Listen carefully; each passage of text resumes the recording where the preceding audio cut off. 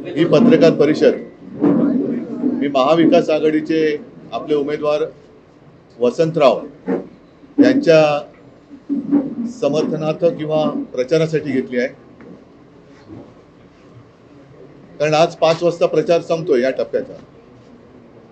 माझी पण इच्छा होती, या सर्व माझ्या कार्यकर्त्यांची, काँग्रेसच्या, राष्ट्रवादीच्या सर्व मित्रपक्षांची इच्छा होती की एक सभा, जाहीर सभा नांदेडमध्ये घ्यावी, पण वेळेची जरा खेचाखेची सुरू आहे। त्यातून मध्येच पाऊस येतो। काल आपण पाहिलं आणि वसंतरावांना मी विनंती केली, कमल किशोरजी तुमचं सुद्धा स्वागत करतो, सगळ्यांचं स्वागत करतो मी त्यांना की माझे सर्व शिवसैनिक तुमच्या विजयासाठी अथक प्रयत्न तर करणार आणि तुम्ही विजयी तर नक्की होणारच आहात, पण वेळेची थोडीशी ओढाताण लक्षात घेऊन आपण जर का प्रेस कॉन्फरन्स घेतली तर बरं होईल। आणि वसंतरावजी आपण सुद्धा मोठ्या मनाने त्याला मान्यता दिली, त्याच्याबद्दल धन्यवाद देतोय। साधारणतः 19 साली देशात किंवा राज्यात पहिल्या प्रथम महाविकास आघाडीचं सरकार हे स्थापन झालं। मी पहिल्या प्रथम हा शब्द एवढ्यासाठी वापरला कारण काँग्रेस, राष्ट्रवादी आणि शिवसेना हे दोन टोकाचे 3 पक्ष होते, ते एकत्र आले, सरकार स्थापन केलं। त्याचं नेतृत्व माझ्याकडे होतं। मला 2.5 वर्षामध्ये काँग्रेस असो, राष्ट्रवादी असो, सर्वच मित्रपक्षांनी अत्यंत उत्तम सहकार्य केलं। मधल्या काळामध्ये जी गद्दारी झाली, ती गद्दारी झाली नसती तर आज सुद्धा हे सरकार महाराष्ट्राला खूप पुढे घेऊन गेलं असतं। आता मात्र पहिल्या प्रथम आम्ही एकत्र येऊन निवडणुका लढतो आहोत। कारण हे सरकार असं होतं की निवडणुका आम्ही वेगळ्या लढलो होतो आणि सरकार स्थापन केलं होतं। अत्यंत चांगला ताळमेळ जसा त्यावेळेच्या सरकारमध्ये होता, तसाच अत्यंत चांगला ताळमेळ आत्ताच्या आमच्या या निवडणुका लढण्याच्या प्रचारामध्ये दिसून येतो आहे। मी काल परभणीची सभा घेतली, परवा वर्धा आणि अमरावतीमध्ये सुद्धा दुपारची सभा होती, ती हॉलमध्ये घ्यावी लागली आणि बाहेर मंडप टाकण्यात आला। एकूणच काय की सगळीकडे सर्व मित्रपक्षांचे कार्यकर्ते हे जोमाने आणि एकदिलाने महाविकास आघाडीचे उमेदवार जिंकून आणण्यासाठी प्रयत्न करतायत।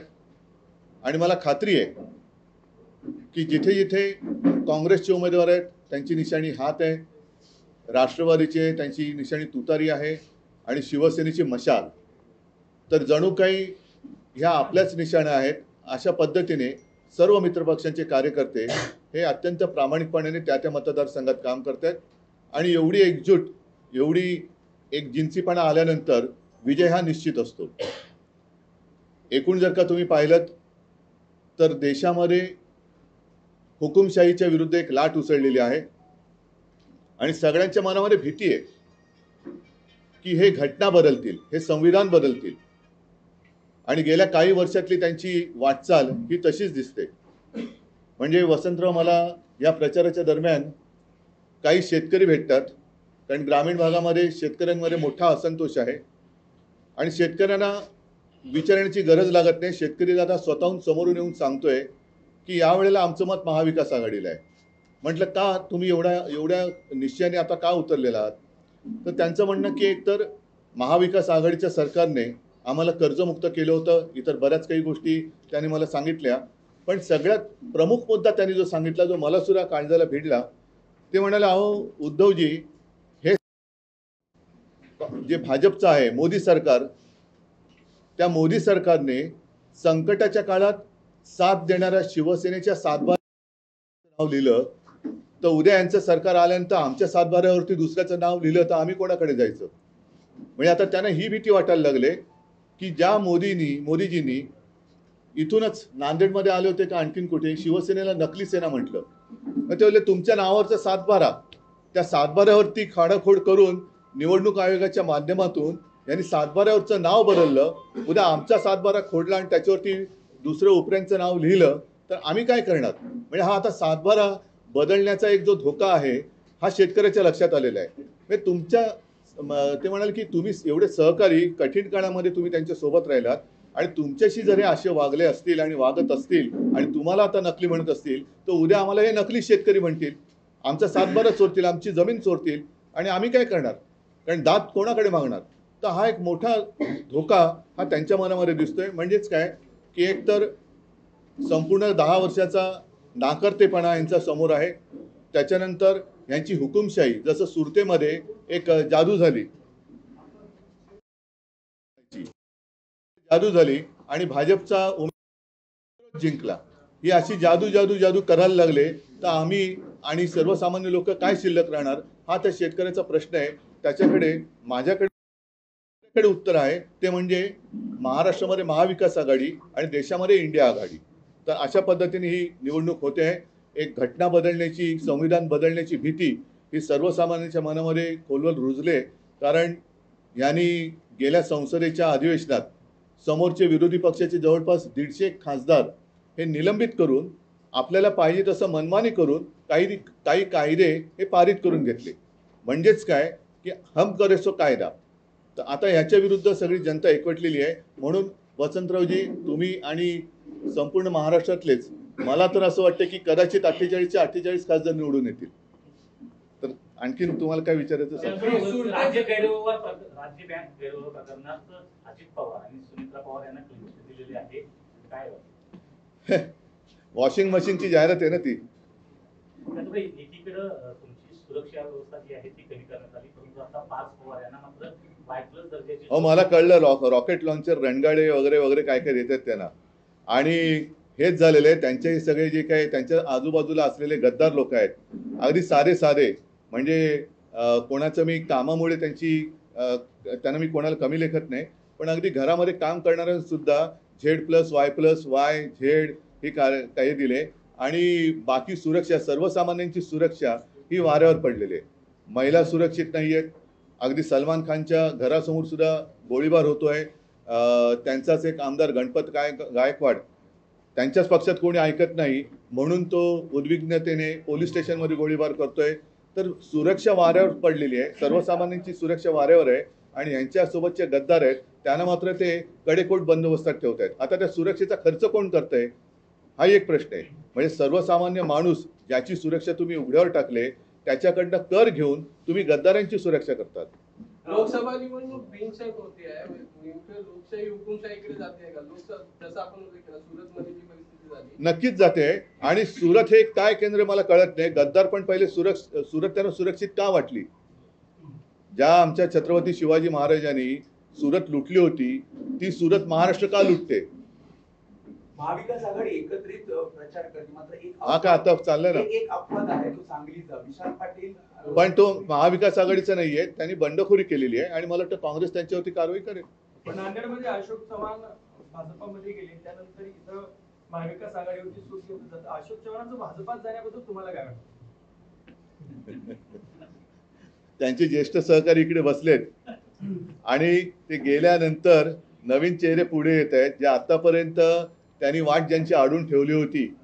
काही जण जसं आमच्यामध्ये काही सुभेदाऱ्या निर्माण झाल्या होत्या, त्या सुभेदाऱ्या आता या निमित्ताने मोडून पडल्या. आणि उलट अशोकराव तिकडे गेल्यामुळे काँग्रेसला आता नवं चैतन्य प्राप्त झालंय. त्याच्याचमुळे वसंतरावांचा विजय हा निश्चित झालेला आहे. कारण शेवटी असं आहे की हे मोठी झालेली किंवा मोठी केलेली लोक गद्दार झाली तरी जनता गद्दार होत नाही. जनता कधीच गद्दार होत नाही. 2014 मध्ये आणि 19 मध्ये नरेंद्र मोदींनी अशी शपथ घेतली होती की आदर्श प्रकरणामध्ये जेवढे आरोपी आहेत त्यांना आम्ही मध्ये घालू. यावरती आपलं काय? अरे माझ्यापेक्षा त्यांचं मत का नाही विचारत? मी काय मत व्यक्त करणार? जे तुमचं मत आहे तेच माझं मत आहे. म्हणजे हे खरं आश्चर्य आहे की त्यांनी त्यांच्या क्लिप्स आहेत, आदर्श नावाची सोसायटी निर्माण केली आणि शहीद परिवारांचा अपमान केला, त्यांची फसवणूक केली. त्या आदर्श घोटाळ्याचा निकाल लागलेला नाही. आता परत ज्या अर्थी त्या अर्थी असं जर का लावायचं झाला तर ज्या अर्थी अशोकरावांना त्यांनी भाजपात घेतले, अगदी थेट राज्यसभेत पाठवलं आणि त्यांचं बरंचसं कौतुक त्यांनी व्यासपीठावर केलं, तेव्हा तर त्यांनी कमाल केली की पुट्टपर्ती साईबाबांचा त्यांनी एक संदर्भ दिला, तिथे ओळख झालेली. आणि मोदीजी जेव्हा राजकारणात नव्हते तेव्हापासून शंकररावजी चव्हाण हे राजकारणात होते, पण एवढी मोठी पदं भूषवून सुद्धा एवढी विनम्रता मी पाहिली नाही. तर ती विनम्रता पाहिली, ती स्वतः जर का बाणवली तर अधिक बरं होईल. आणि याचा अर्थ आता असा आहे की तुम्ही जर का तेव्हा म्हणाला होता की शहीदांच्या परिवाराला फसवलं, तर त्या फसवणुकीमध्ये भाजप आता सामील झालाय, असंच माझं ठाम आणि स्पष्ट मत आहे. उद्धव साहेब, मुख्यमंत्री एकनाथ शिंदे यांनी तुमच्यावर एक गंभीर आरोप केलेला आहे की घटनाबाह्य लोकांवरती मी बोलत नाही. त्यांचा थेट म्हणणं आहे की महाविकास आघाडीच्या काळामध्ये मला वारंवार अपमान व्हायचा. महाविकास आघाडीतले मी घटनाबाह्य लोकांवरती मी बोलत नाही. त्यांना जसं सकाळी स्क्रिप्ट येतं ते कणून बोलतात, आणि कणून असं जे बोलतात ते कणून म्हणजे कुंतत बोलत असतात ते. भाजप नेत्यांना काही जेलमध्ये टाकण्याचं तुमच्यावर आरोप- त्याच्यावरती संजय राऊत यांनी काल अत्यंत उत्तम उत्तर दिलेलं आहे, आणि ते उत्तर मला वाटतं तुम्ही काल माध्यमांनी दाखवलं असेल, नसेल तर कृपा करून दाखवा. उद्धव ठाकरे यांचे संतुलन बिघडले असे मुख्यमंत्री हा? म्हणाले. उद्धव ठाकरे यांचे संतुलन बिघडले असे मुख्यमंत्री म्हणाले. मी घटनाबाह्य लोकांवरती बोलत नाही, आणि लोक त्यांना काय म्हणतायत हे जनतेत गेल्यावरती त्यांना कळते. महाआघाडीच्या किती जागा येतील महाराष्ट्रात? 48. आम्ही सगळ्या जागा लढवतोय, आणि सगळ्या जागा जिंकण्याच्या ईर्षेने आणि जिद्दीने लढवतोय. आणि एकूण जो असंतोष लोकांमध्ये पाहिला, आणि लोकांच्या मनामध्ये जी भीती, मी पुन्हा सांगतो, शिवसेनेच्या सातबाऱ्यावरती त्यांनी गद्दारांचं नाव लिहिलं, तसंच शेतकऱ्याच्या सातबाऱ्यावरती दुसरं कोणाचंही ते नाव लिहू शकतील, ही भीती आता शेतकऱ्याच्या मनामध्ये भरलेली आहे. एक तर शेतकऱ्याला तुम्ही काही दिलेलं नाही आहात, त्याला हमीभाव देत नाहीत, त्याला पीक विमा देत नाही, हे सगळे प्रश्न आहेत. पण उद्या आपली जमीन सुद्धा हे लुटतील, आणि सातबाऱ्यावरती भलत्याचं कोणाचं नाव लिहितील, ही भीती आता शेतकऱ्याच्या मनात आहे. ठीक आहे, मी परत एकदा ज्या कामासाठी मूळ आलो होतो ते म्हणजे वसंतरावांसाठी, आणि मी तमाम नांदेडकरांना हात जोडून विनंती करतोय की यावेळेला जरा मी आपली माफी मागतो, कारण प्रचाराच्या सभेला मी येऊ शकलो नाही. मात्र जसं तरुणाच्या काळामध्ये मी फेसबुक लाईव्ह करत होतो, ज्याच्यावरनं माझ्यावरती टीका झाली, हरकत नाही, पण महाराष्ट्रातल्या जनतेने मला साथ दिली होती, तसंच आज चॅनलच्या माध्यमातून मी तमाम नांदेडच्या जनतेला सांगत आहे की आपल्यावरती येणारे हे हुकुमशाहीचं संकट आणि तुमच्याशी झालेली गद्दारी याचा सूड उगवण्यासाठी महाविकास आघाडीचे वसंतराव चव्हाण यांना समोर ज्याचा डिपॉझिट जप्त करून नांदेडमध्ये झालेला चिखल तुम्ही धुवून टाकाल, ही मला खात्री आहे. सगळ्यांना धन्यवाद देतो.